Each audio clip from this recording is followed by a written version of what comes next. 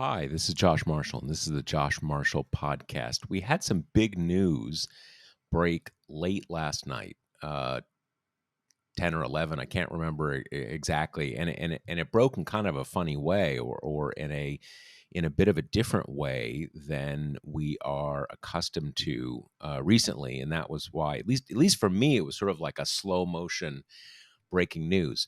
Um, you know, the U.S. government, the DOJ, and the former president, the ex-president, have been going back and forth with these court filings about the search of his Florida. It's funny. I think he's pulled something over on us. The fact that we call this place Mar-a-Lago. You know, does your house have a name?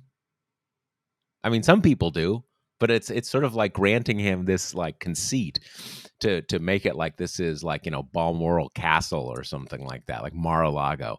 It's just his Florida estate, right? His Florida country club, whatever. Anyway, digression. So back and forth about the search of this compound, big house, as we regular people call it. And it started with this magistrate judge down in Miami, right? That there's already been a lot of like far right conspiracy theories about. And then when the Trump folks finally kind of got their act together and decided to sort of make some arguments, they went venue shopping. They went like a bunch of counties north and found this woman who's a recent Trump appointee, and went to her. And even she, in her initial, not ruling but formal response, said something to the effect of, "Why are you coming to me? There's a judge handling this. Why this?" Well, it's venue shopping. And I must say, Trump, over the years, you know, they do a lot of venue shopping, and I'm kind of surprised they get away with it as often as they do. Generally speaking, you have a judge who's handling a matter. And sometimes you can ask a judge to recuse themselves, or maybe you make an argument like, the venue should be here, not there, or something like that. But generally speaking, if you just kind of like go somewhere completely different, and again, I don't remember exactly what courthouse this woman is based at, but it's not like 2 miles away. It's like it's significantly further north. Generally speaking, you do that, and the answer is just no. Or like the government comes in and says, "What's this about? You can't do this." Um, I don't know if, I guess maybe, as is often the case, people are just much more solicitous of a former president. They don't want to, they want to handle a former president with kid gloves. In any case, so the Trump folks have been making these arguments. The judge, again, recent Trump appointee, or, late Trump appointee, made an initial ruling, kind of tentative ruling, sort of like, I'm planning on finding in Trump's favor. Not yet, but that's where I'm going here. Okay. Finding in his favor is maybe doing some special master or something like that. It's not like it's in his favor. It's a delay, but it's not like he'll necessarily get anything out of it. In any case, she did this before the government had even put their arguments on the table, which got a lot of people to sort of perk up and be surprised, right? I mean, it's kind of a long shot what he's asking for in any case, or maybe a stretch, and you'd wait to hear from both sides. In any case, she did not wait to hear from both sides, and last night the government came back with their response, and it was a pretty detailed, and I think one would have to say, based on the reaction so far, a fairly devastating to the president response. Just what they found, where they found it, the whole timeline of, kind of how we got to this point. And so I don't know, I don't know if the judge is gonna sort of rethink where she was going with this or not. I mean, again, it's important to uh, recognize that what Trump's attorneys are asking for here is basically just a delaying tactic. What they're asking for is a special master, i.e., an outside third party, not their person, not the judge, someone who kind of comes from the outside to look at the documents and decide whether they're kind of juggling these two different things: attorney-client privilege potential documents, which everybody agrees is a real thing in this case. The government has already done that, gone through, set aside things they think are covered by attorney-client privilege, or executive privilege, which the president just doesn't have, or I should say, the former president does not have. And that's why he doesn't have it, because he's not president. We talk a lot about, an ex-president, a former president, former presidents, sometimes, especially Trump, so call themselves president. But that's just all weird courtesy shit. There's no ex-president, no former president. There's no other than getting Secret Service protection and a pension. You're just another guy. As we've discussed on the site and some here, there are some, I'm not sure I'd call them rights. There are some rights a former president has to make arguments about what he would like to keep secret, executive privilege, just, it's too soon, whatever. But in all cases, the current president makes the decisions. Former president doesn't have jack.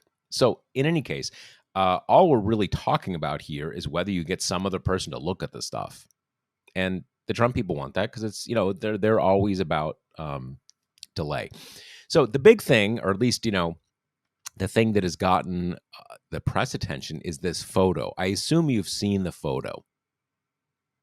It's got that, it's a bunch of top secret and classified documents in those, they come in like jackets, right? So, there's something in there and they come in a certain kind of, kind of high-powered manila folder with color coding and all this kind of stuff. And they're sort of arrayed out on the floor, with that carpet that is like, you're at, I don't know, you're at an EST conference at the hotel near the local airport or something like that. And that's the carpet. So anyway, that is happening.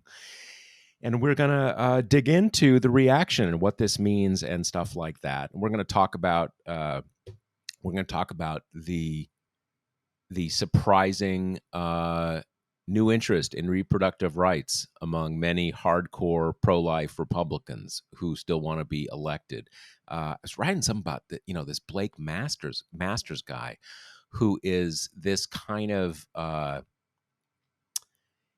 this guy that Peter Thiel like hatched in some sort of lab in like a birthing husk or something, right?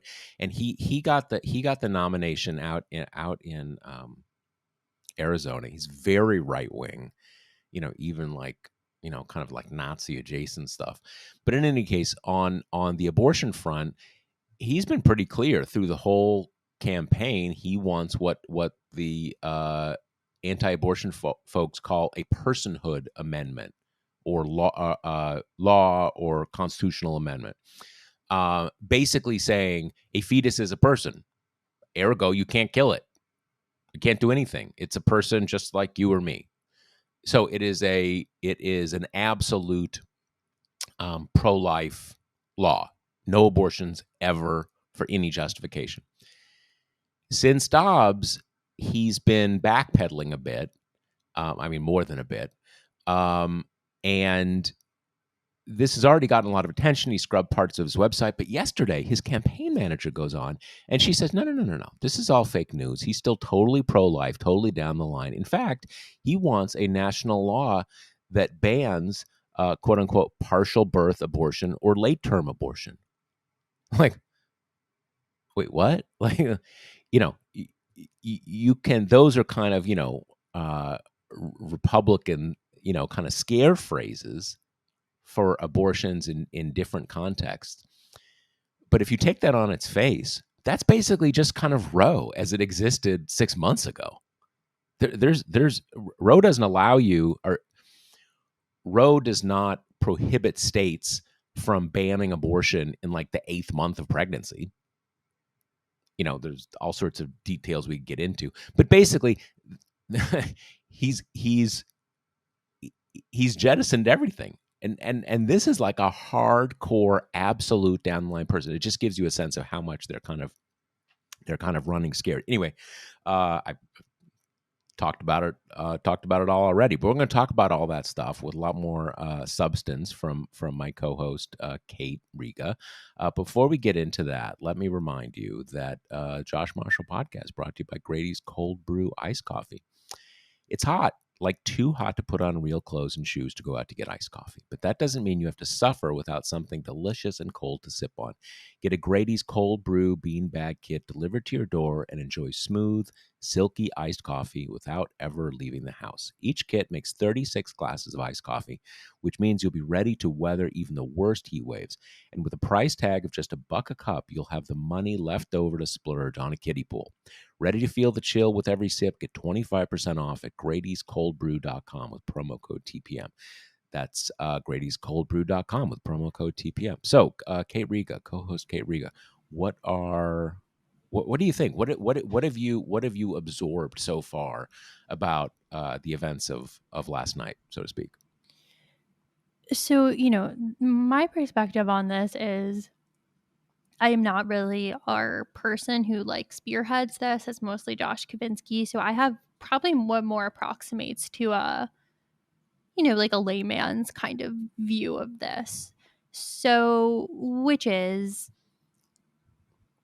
what struck me the most, I think, was probably the how explicit the DOJ was in the filing re Trump's cronies attempts to not cooperate to the point of maliciousness, because I do think something that's been swirling around this, like everything with the Trump administration, is that the incompetence is always so omnipresent that it can sometimes muddy the waters of what is malicious and what is just kind of people bumbling around who don't know what they're doing.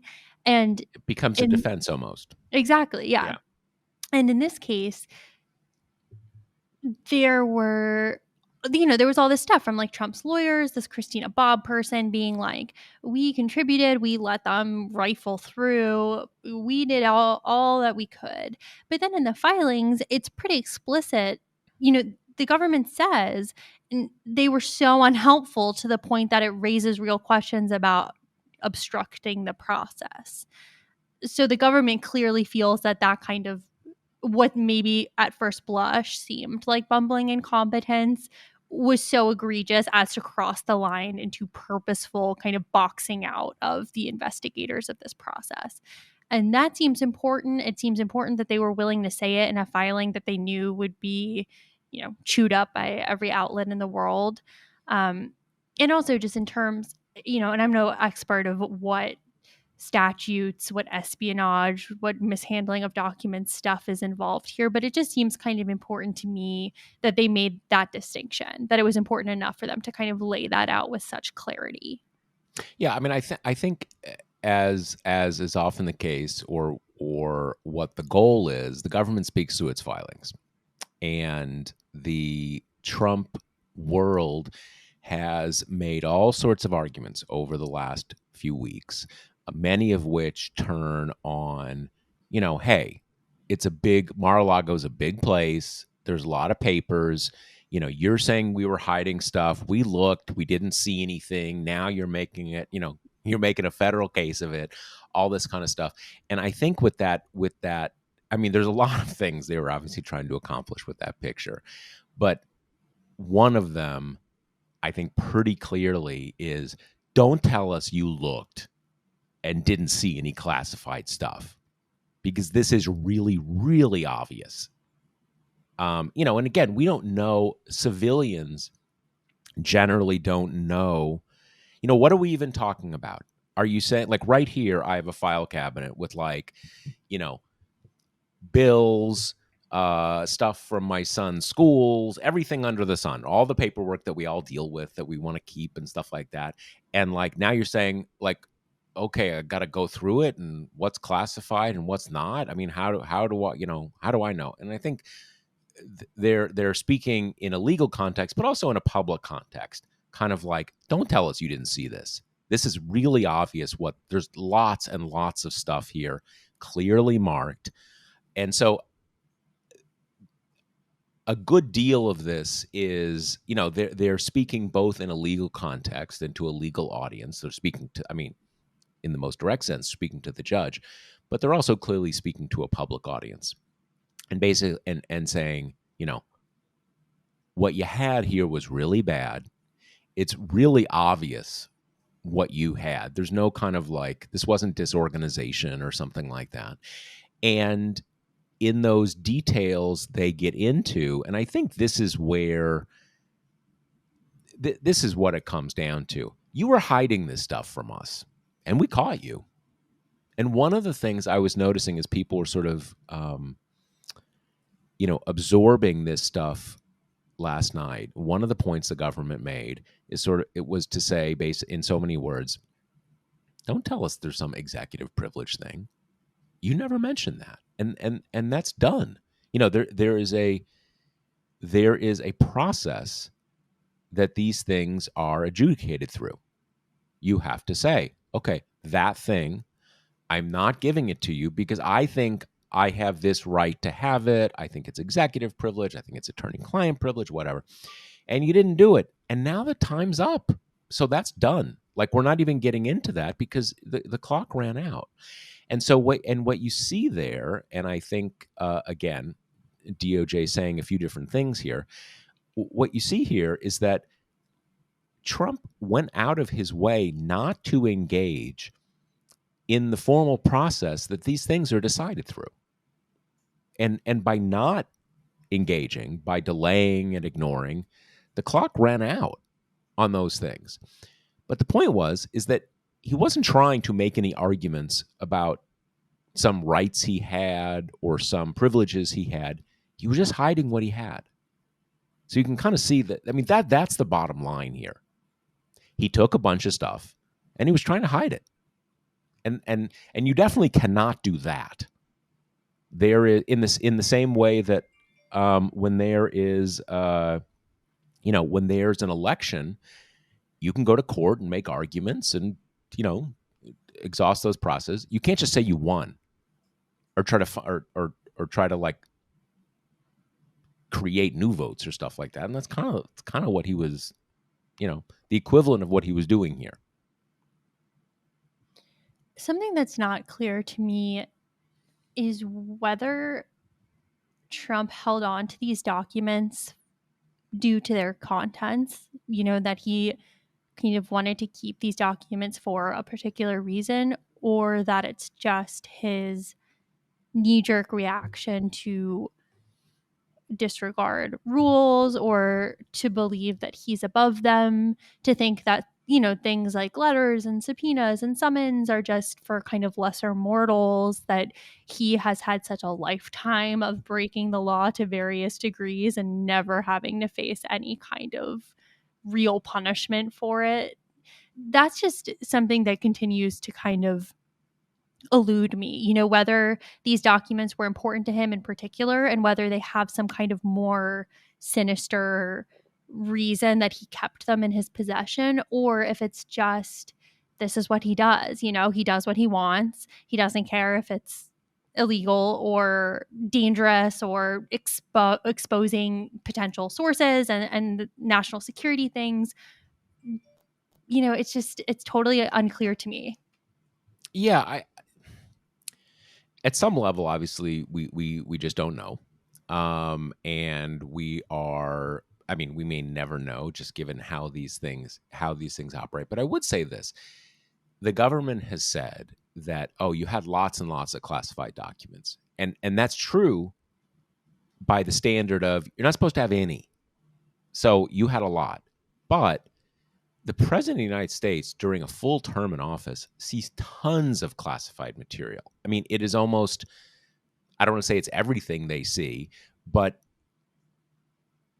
all the time, because the president has to make the highest level decisions. So he either has to be, read into a discussion of these things or see the things or whatever. Okay. So I don't think it's that he was just kind of keeping everything. That kind of doesn't make sense, right? I think he kept these things for particular reasons. Now, it may be that, the sort of the more innocent explanation might be that these are the ones that kind of stuck in his craw on the day of, right, when he was getting briefed, and he just kind of thought they were cool, and stuck them in a box. And when it came time to leave, they went with him. One thing that came out though a couple days ago, Rolling Stone, which is having kind of a new life now, or a second life under new management after kind of the Wenner family sold it and all that kind of stuff, and they've got an old friend of mine, Noah Shackman, who's now like executive editor. So they're kind of, breaking a lot of news, or breaking more news than they were for a while.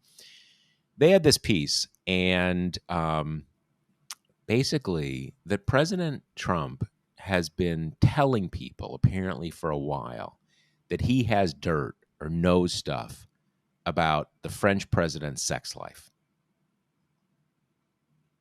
Okay. Now, if you remember, the original inventory, very general, but the inventory of what was taken, one of the things that was listed was some sort of dossier about the French president. Like, okay, there was not a lot in that inventory. It was basically just, classified stuff. There wasn't like very much detail at all. That was one of the few things that was a reference that is detail that us normal people would have any idea what you're talking about. Okay. Now, one reader of ours, kind of a friend of mine over many years now, is a French expat living in the United States. So very versed on French politics. And what this person has kept reminding me of is that back in 2017, when Macron first ran and was elected president, the French far right had all sorts of stuff it was putting out about his supposed dirt about his sex life. And the French far right is very in hoc to Russia. Literally has been funded. The National Front got loans from Russian state banks and all this kind of stuff. So there's this backstory, and you start to put all this together. Like, okay, this has been a thing in kind of on the French far right, and there's a lot of ties between their far right and our far right. A lot of ideological commonalities, and this thing shows up, some sort of classified document about the French president. Is I think this is kind of the story. People talk about, he took a lot of nuclear designs and he's going to sell them to Saudi Arabia, or he's going to do this, or he's going to do that. It's really hard to sell stuff like that, especially if like everybody knows you're Trump, right? If they know you took the stuff and suddenly like, wow, our signals intercept from Saudi Arabia says they just bought something for Trump and they're stoked. I mean, you can't, it's not that easy to do. But what makes a lot more sense is, especially given Trump's history, is information is power, especially damaging information.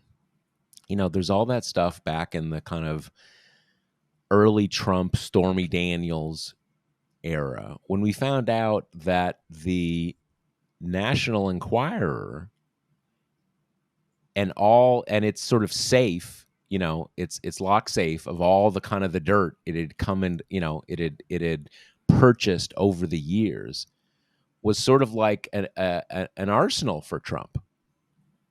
And stuff like that, you don't have to use it. In some ways, you don't even want to use it, because once you used it, it's lost its power.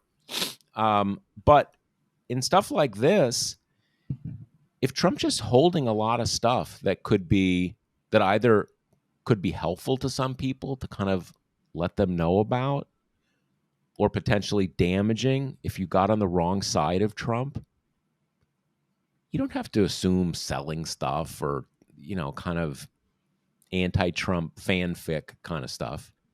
It makes perfect sense given who he is. He's like, hey, it's mine. I don't want to give it to you because I've got the juice as long as I hold that stuff. So I want to keep it. That's my sense of what's happening here. And I suspect I think we're gonna find out more about the French president stuff because, he had a kind of a hot and cold thing with Macron, which ended up pretty cold by the end. So Yeah. And then kind of the last piece of this is just, and maybe I'm just like too cynical by this point, but it just still feels so unlikely to me that the thing that brings Trump down is improper retention of documents. I don't know. It almost feels like Al Capone going down for tax evasion. Like clearly they've done it before, but yeah. it just, I don't know. I guess it just so pales in comparison to what I see as the most damaging parts of his presidency, whether or not that damage is, makes for a tight prosecutorial case, that it just almost feels like, really? This is the thing? Well, it's one of those things where, and this is one of the great themes of the Trump era, that we don't really have. It has not seemed necessary to create laws to cover most of the things that Trump was doing. Mm-hmm. And for reasons that have a lot of merit for the sort of the normal conduct of government,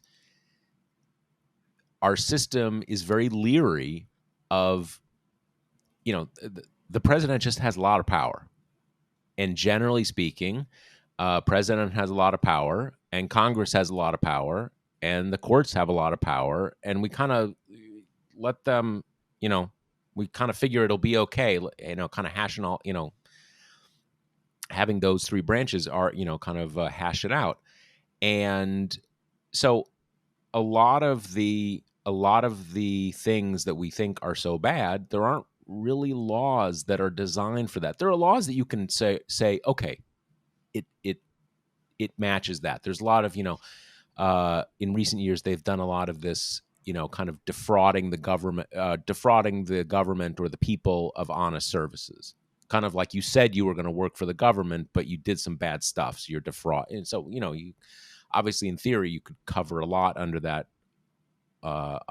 rubric. But this is a case where there are a lot of laws that are just really clear. And they're especially clear when you are not president. When you're sitting president, you can say, hey, I first of all, I'm in charge of classification. So I'll just kind of say it's declassified, and it's declassified, which kind of is true, not completely, but kind of. And even if I wasn't doing something exactly right, I'm trying to run the government here. Don't kind of put a stick in my spokes and make it hard for me. I'm running the free world here, and I need access to all the information. And a lot of people in courts and Congresses will say, okay, yeah, I mean, you had to look at stuff. You need to have these, whatever. You don't have any of that when you're not president. You don't have any right to do any of this stuff. You don't have any need to look at it, anything. So, and one thing that came up, and it was clear in how they were stating it, is even if Trump did declassify stuff, which is obviously BS, he was dealing with warrants that said we need to see everything marked as classified. And that was really key. Marked as classified. We can debate later whether it's really classified because you did some kind of secret magical declassification, but it's definitely marked as classified. So that subpoena, you had to turn this over, and you didn't. So there's lots of stuff like that. It's just there's a lot of crisp legal requirements and prohibitions that he was just stampeding through. And as you say, Kate, one of the things they're kind of relying on their own incompetence. to say, hey, we're back and forth. We're looking for the documents. You know, don't jerk our chain about like we missed something. And that's the other thing I think was, they're clearly trying to do in this filing is to say like, we asked you over and over again. You lied to us. You said you couldn't find stuff that is sitting right there. So you knew it was there. And this is the part that I'm still kind of curious about is they're basically saying you move stuff so that when we came, we wouldn't see it. So this isn't confusion. You're hiding stuff and you don't have any right to hide stuff. And in fact, it's illegal. Right. Okay, so now let's move on to the Great Republican backpedaling, which I think has really reached a new clip after the resounding loss in Kansas for an amendment that would have stripped the Constitution of the court's interpreted protections of abortion access there. And I think, as you say, Blake Masters is probably the most egregious example of this we have yet, both because just the ballsiness of scrubbing his website of a fetal personhood stance and then pretending like he is at all a reasonable person on abortion is, pretty wild. That's like the equivalent of saying, every American baby should be given a gun upon its birth and then being like, no, no, no, no, On its I'm for conception. Yeah. yeah, exactly. And then being like, no, I'm for reasonable gun restrictions. I mean, that's quite a leap to make. And I'm sure reflects, as we've seen, Arizona in particular is one where the polling has been dismal for the Republicans, like double digits dismal, people pulling money out dismal, projectors changing the race from toss up to favors the Democrat dismal. Yeah. Well, that's also too what I didn't get about that thing yesterday. And this is again the woman who is variously identified as his campaign manager, top advisor, same difference. Going on Twitter and saying very specifically, national law banning partial birth or late term abortion. It would make sense. Okay, say you scrub pretend you can sort of disappear the fetal personhood thing. It would make sense then to say like, oh, we all agree that abortion is a very bad thing and we want to make as few abortions as possible.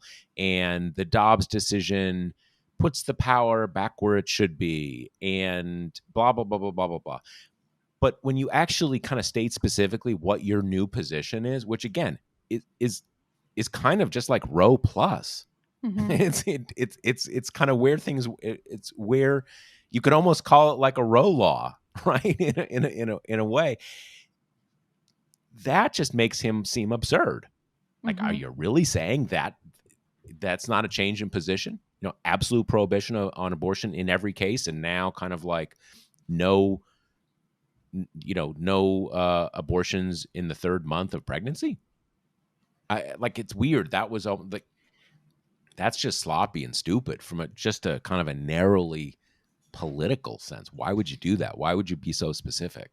Yeah, it does seem almost kind of crafted to take advantage of the fact that most people who aren't in the kind of like virulent anti-abortion camp like don't really know the specifics of abortion, and even a Right. lot of people who label themselves anti-abortion, like, it's the kind of thing where I've heard a relative say before, well, I'm okay with abortion, but I don't like the late term stuff, that kind of, I don't want it to go too far. And it's kind of like, okay, well, by any definition, Lucky you for are you. Yeah. right, exactly. That puts you in the camp supporting abortion access. But I don't think that she ever would put herself in that camp. There is like I think the messaging has been so successful from the anti-abortion camp that it has done a good job in getting like pesky facts out of the calculation, and just kind of, if you're someone who the idea of abortion like makes you a little bit squeamish, that's enough for, I think, a lot of people to say, well, then I'm probably in this camp, the quote unquote pro-life camp.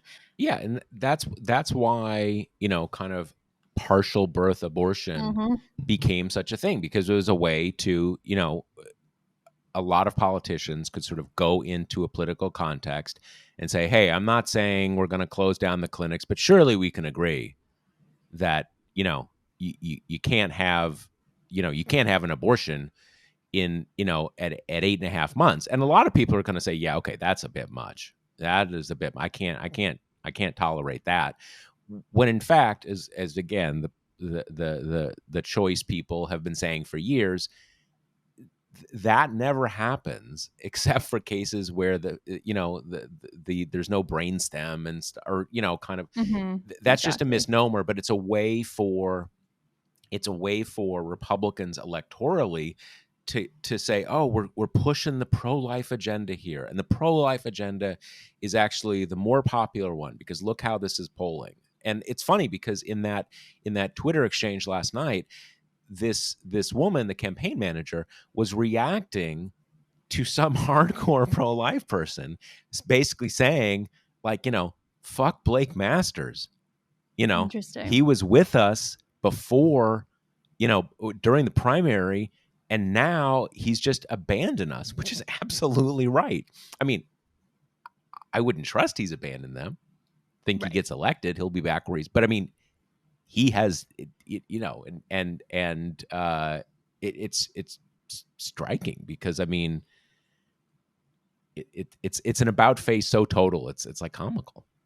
Yeah, and another good example we've had of this is Doug Mastriano, who is running for uh, governor in Pennsylvania, and who's like a pretty open Christian nationalist, and he has before made comments about abortion, like saying things that, it's not the baby's fault if it's a product of rape or incest, and it's not the baby's fault if it might hurt the mother. I mean, like very, very kind of absolute abortion stance, which makes sense given that his entire campaign is shot through with this like very intense kind of Christian sentiment. And now he has pulled a huge about face and is now just saying, well, the people of Pennsylvania will decide what abortion looks like in this state, just being like, no, that's not my circus, not my monkeys. Yeah, no, it's like, well, I'm senator. We don't run Pennsylvania, so Yep. I don't know what to Pennsylvania, tell what's you. that? Yeah, Right. no, Well, just another big example is Adam Laxalt, who is running for Senate in Nevada. He has supported bans. A state attorney general, he supported restricting access to birth control, kind of, the next domino in this. And now he's doing the old chestnut of saying, well, it's settled law in Nevada. That's kind of more the tack that I think Ron Johnson has been taking as well. He's been saying from the beginning, well, abortion will always be accessible, so don't have to worry about it. It's this like squishy place they've been trying to occupy where they're saying like, nah, it's not that big a deal, on one side of their face, while on their other they're being like, woohoo, biggest anti-abortion victory in decades, like this, you'll just get more of this from me. right. No, it's well, and in Ron Johnson's case, he's basically saying like, hey, just go to Illinois. Exactly. It's not far. Like, what's the Exactly. what's the problem? Can you get in the car?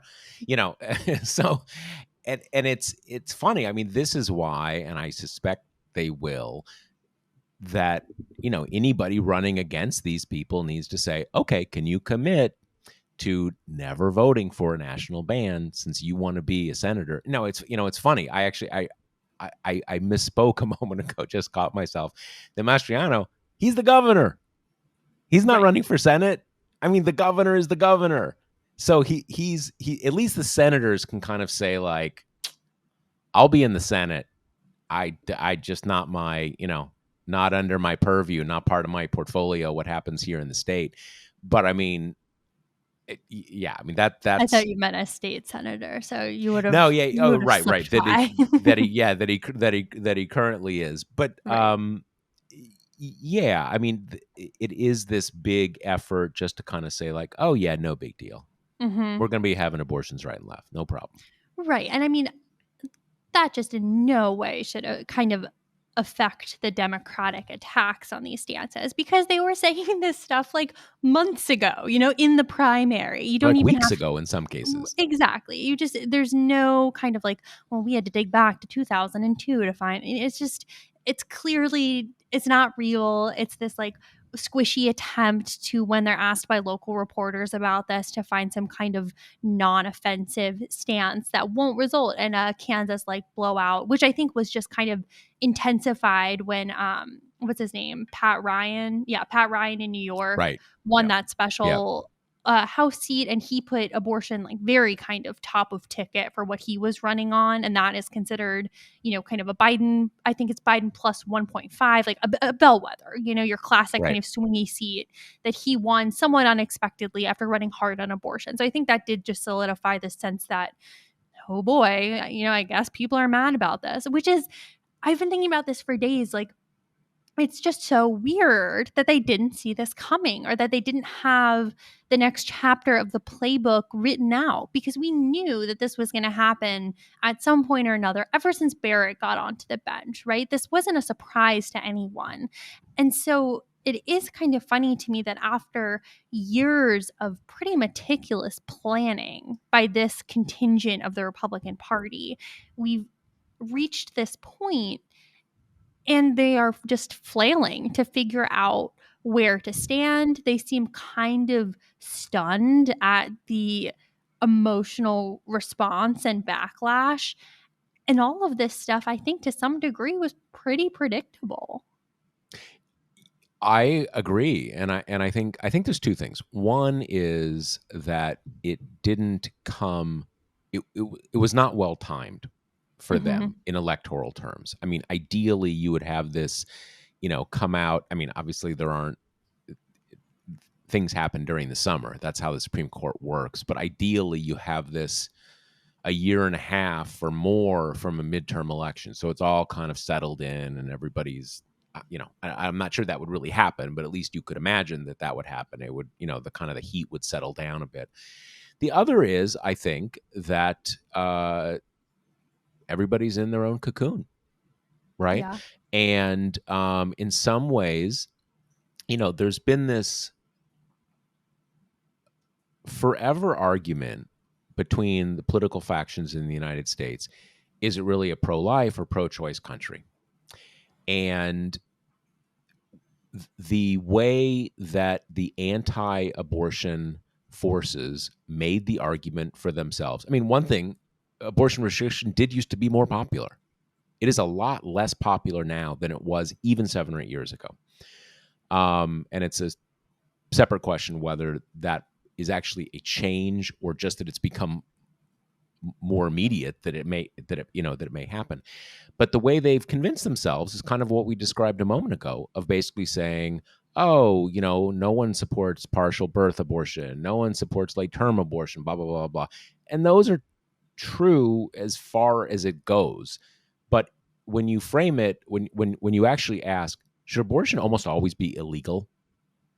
That hasn't been popular for a long time. Mm-hmm. So I think they've kind of fooled themselves at some level. But you see, even setting aside, hardcore pro-life people, if you look at the kind of electoral commentary, basically before Kansas, right, or kind of starting in May when the the draft was leaked and stuff.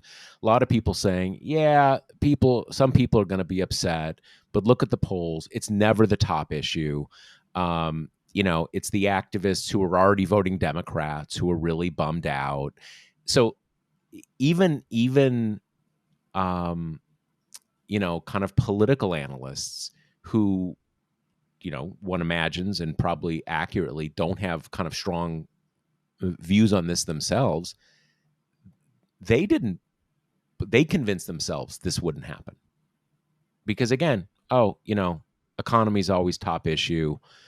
People talk about it, they don't turn up at the polls. The people who really care about it are the antis, all that kind of stuff. So you kind of see how they convince themselves, because even people who didn't, so to speak, have a lot of skin in the game, Mm-hmm. who weren't looking at it from an ideological perspective, were supposedly sort of neutrals, missed it. And there's a lot of reasons why that might be the case, but that was the case. People who are listened to, rightly or wrongly. I do think there's also just a piece of this that's they just can't help themselves. Like, it's not that hard to see a world where even while these state legislatures pass draconian bans, they also pass the helping mothers and children act and, you know, do obviously they're not going to get behind like free pre-K, but some kind of band-aidy type stuff so that they can say, well, look, we want abortion to become vanishingly rare. And to do that, we realize that means more people having children who are not equipped to have them. So we are going to do X to make that easier. And you do have like a smattering of particularly younger, often female lawmakers in the Republican Party trying to make that argument. But it is by no means a dominant strain at all. And it usually doesn't come to fruition in any kind of way. And I just think there's a degree of like, it's who they are. They can't help it. Most of them are genuinely really thrilled with this outcome. And that just trumps strategy sometimes. You know, I remember on a totally unconnected thing thinking this while I was on the Hill for the Ketanji Brown Jackson hearings, just wondering like, she's gonna get through. She's kind of, by normal standards, an inoffensive choice. You could, as a Republican, maybe win back some credibility on like women and race and bipartisanship by tossing her a vote that doesn't matter, you know? And basically none of them did. And instead they kind of pulled out the whole pedophile thing and just went really hard at that. And it's just a case of, I think, it's who they are. They can't help it. They think that throwing this red meat is more important than coming across with a modicum of, kind of central appeal, crossover appeal. That stuff is just lost cachet, I think. Well, I think, one thing that comes out about this is that different people. I mean, the best example of what you're describing in my mind is the way that, I mean, okay, it's sort of obvious that in a lot of red states they're gonna pretty quickly just move and ban abortion. Maybe they'll add some sort of like very light health of the mother, you know, first 8 weeks rape and incest. Maybe they'll kind of do a little stuff like that. But basically, they're just going to ban abortion. But the thing that jumps out at me is you have these cases of like, you know, this woman miscarried and they opened an investigation to see if she was, looking up the morning after pill on Facebook, and we pulled her Facebook records.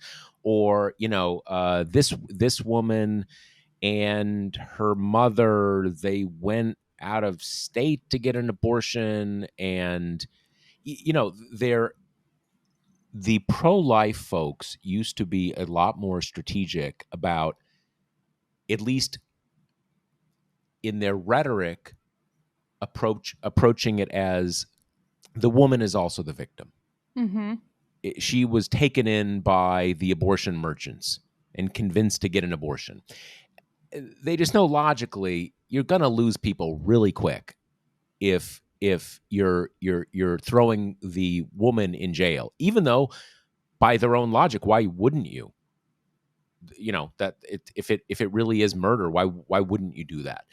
But again, they've generally been more strategic. But I think the point is that, or one of the point, I mean, part of the point is they're just, this is, as you said, this is who they are. But the key is it's not the head of the Republican Senate campaign committee who's making these calls.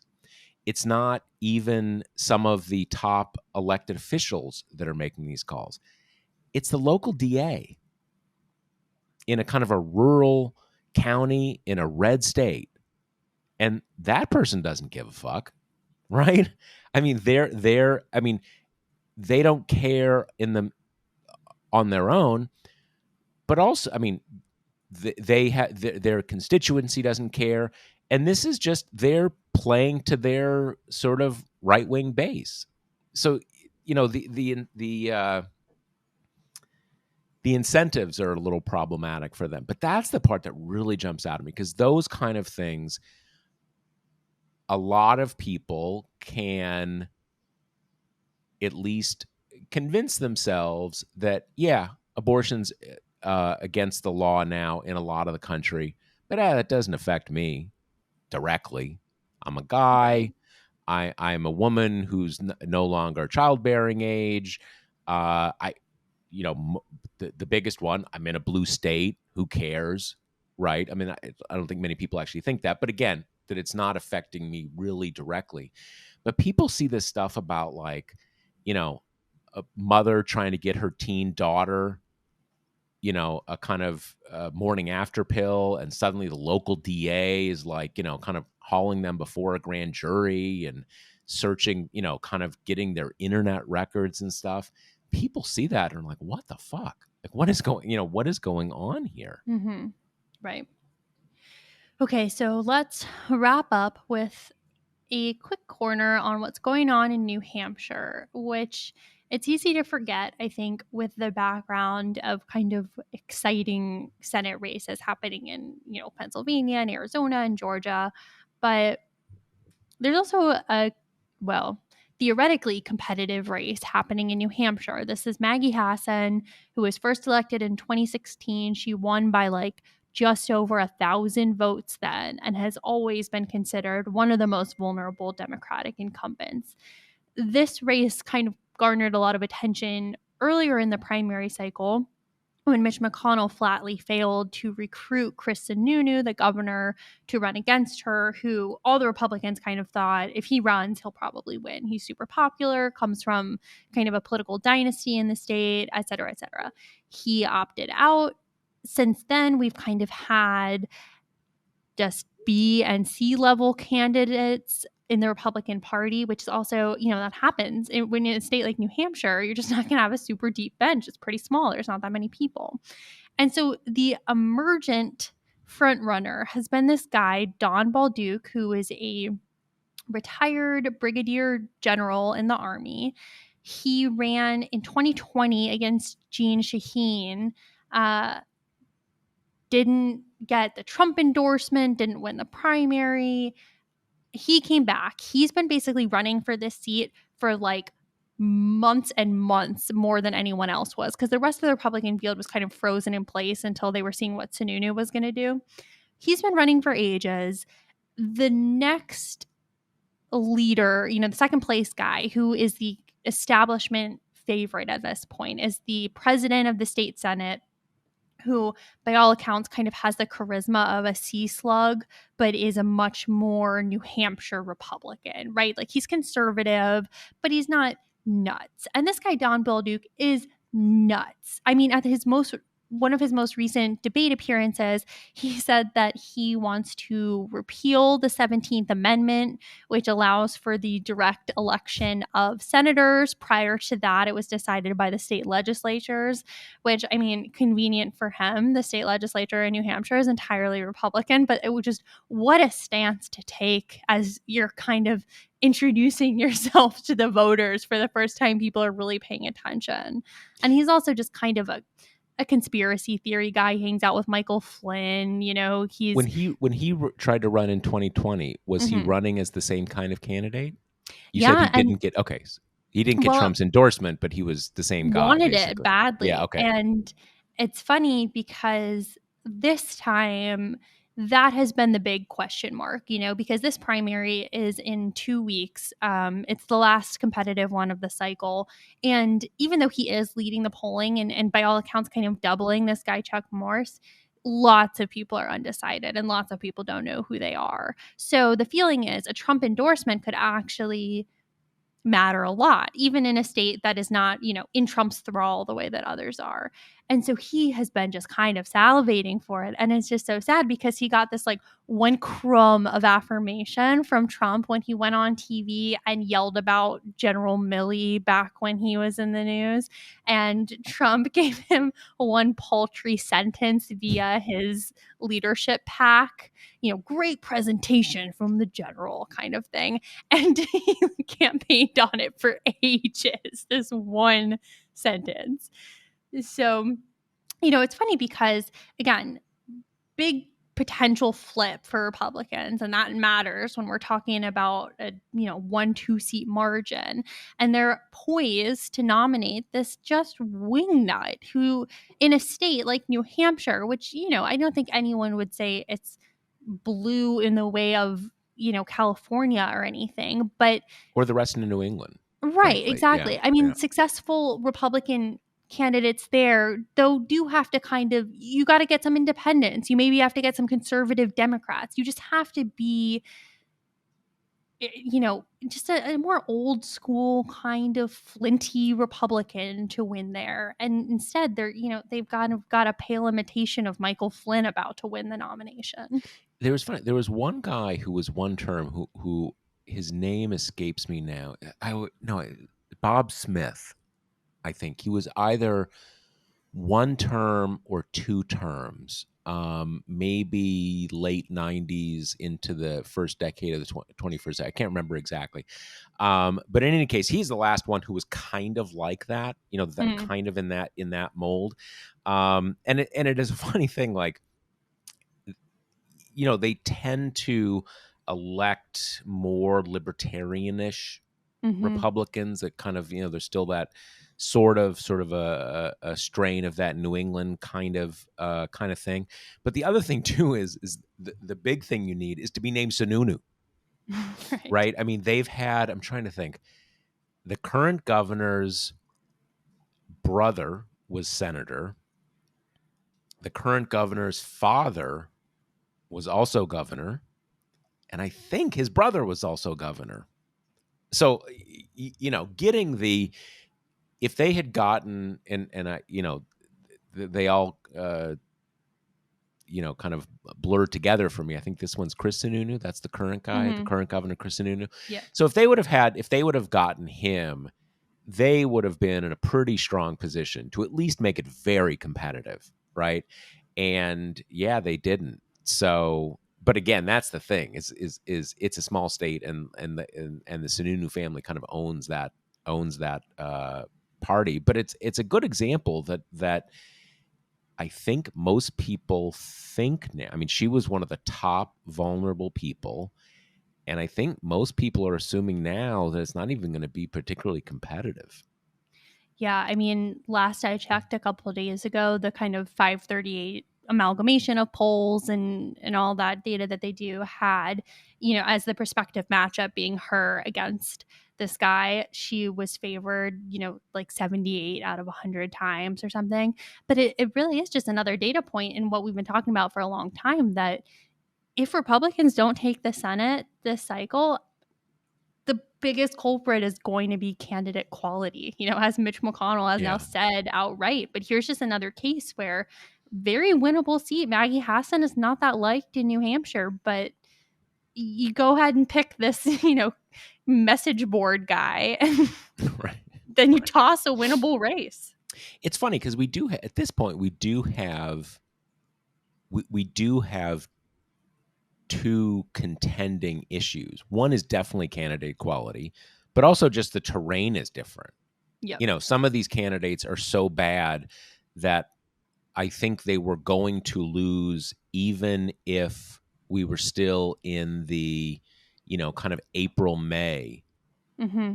campaign terrain, just because they're really, really weak candidates. And now and now you have both. I mean, obviously, they're not sadly, I think Georgia still is going to be a really competitive race. I mean, Mm-hmm. it's bizarre because Herschel Walker, I mean, I keep seeing like things from him. I mean, he I'm almost so surprised by it, honestly. that he's doing as well as he is, or Yeah, yeah, because I feel well, like every headline about him is it's Dr. Oz level nuts. and nuts in the sense he says things that are just literally incoherent. Yeah. And people talk about, football and uh concussions and whatever. uh it's hard to say. I mean, there's been a few polls in the last week or two that have made it seem more competitive than it has. I think there was even one that showed him up by a couple Mhm. points. Different polls, different house effects. It's hard to, but it's a pretty Republican state. And it is striking that in Arizona, also a pretty Republican state, but in different ways. That race seems much more. in hand, like, like not terribly close, but we'll see. Yep. We will see. Okay, So what let's else we wrap got? up Yeah. with a question from Stuart, who says, with several data points, Kansas, etc., indicating that many red state Americans favor the right to choose, is there any chance that even if the House goes to the GOP, a few Republican representatives might join the Democrats and vote to codify Roe? So we were just discussing this off air. I mean, the real thing here is not that there wouldn't maybe be a few Republicans, maybe like young women in blue states, but that are in a red part of it that would vote for it. But, this is a hypothetical speaker, Kevin McCarthy, we're talking about. He wouldn't bring a bill to a vote. Yeah. That's always the thing that you got to keep in mind. The vote's not going to happen. Mm-hmm. A, B, and C. The vote will not happen. There's a whole thing there's a system in the House for discharge petitions where you basically kind of force it, but that is almost impossible. And in some ways, it's just the same question, right? Are you going to? So it's not going to happen. And the other point Kate was making before we went on air is that even if it did happen, the question is probably assuming the existence of people who are just not there or not Right. enough of them.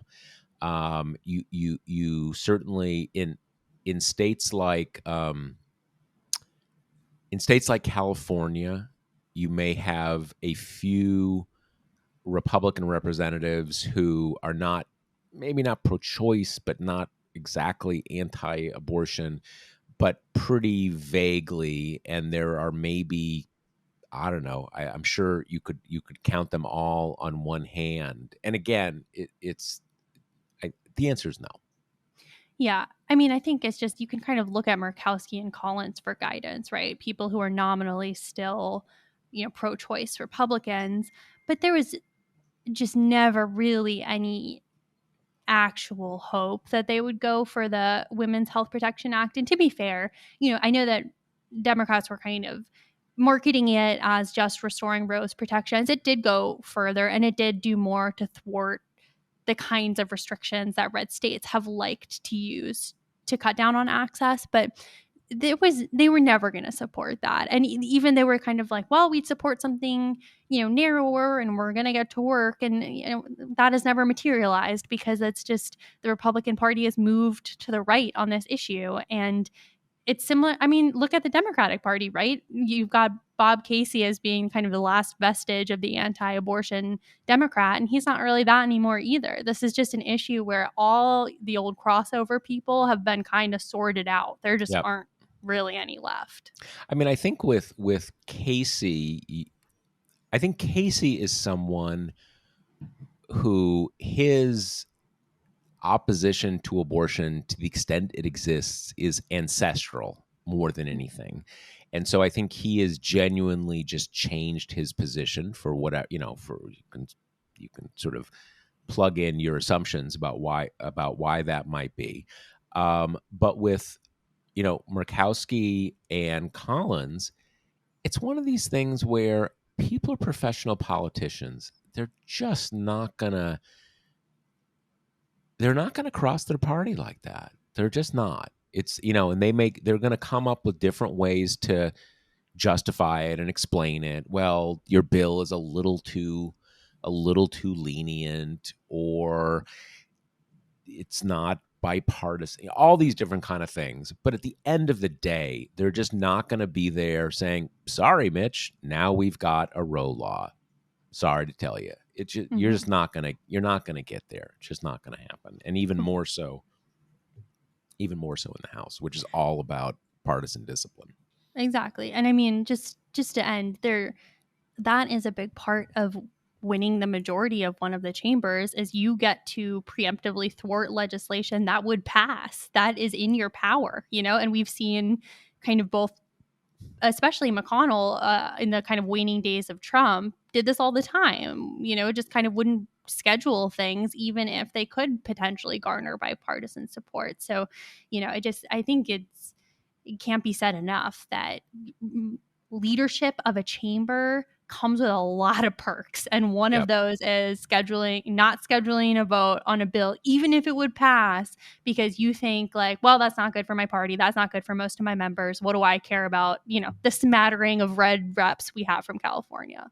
And the other dimension of that, and this is what McConnell was so good at, that you have a lot of votes that if it happened, Republican senators would really be on the spot. Mm-hmm. They don't want to vote against it, right? And what holding the chamber means is you don't put your own people on the spot. You put the other guys on the spot.